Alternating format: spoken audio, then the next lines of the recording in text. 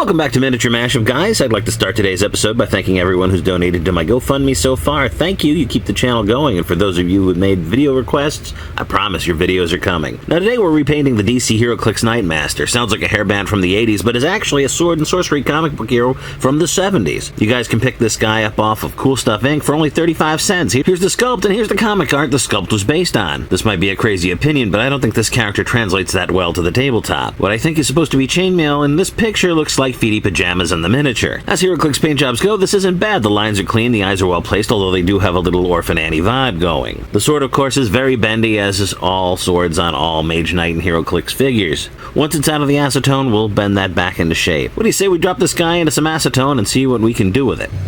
First thing we'll have to do with this guy is get him off the old Oreo cookie, and I'm going to take this particular miniature, because of this large stair base he's standing on, off of his special heroclix base with a chisel. And I'm chiseling a rubber mallet, and we're just going to pop him right off, and whackety whack. We've got him off the base. Don't have to add a penny or anything to this one because he's so stable because of this stairwell. I've got these old school pliers. I'm going to dip him into some acetone. Pull him out of the acetone, hit him with an old toothbrush. Get as much of that paint off as we can. First round through, not that much, put them back in. I'm going to do this a couple of times, but the paint comes off pretty quickly.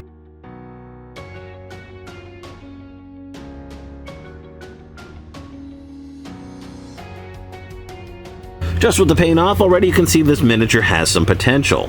One step at a time here. First we are going to black bomb it, then we're going to go over all the areas that will have either brown or a brown undercoat. That's going to be his skin, which I did his chest and arms and hands. Also his boots. I'm going to give him some brown boots. We're going to break that up. We're not going to go with the feety pajama look. I used a little highlighting on the areas that are black. I just used a very dark blue to do that. And that's going to be on the cape and also on his pants. Lastly, we're going to dry brush metal onto the helmet and the forearms to make bracers. I'm going to pick out the details on his belt.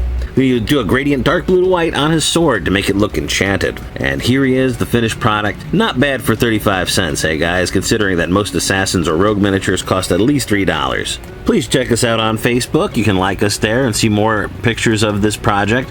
Also, if you'd like to support the channel, please consider donating to my GoFundMe campaign. The link's in the description below.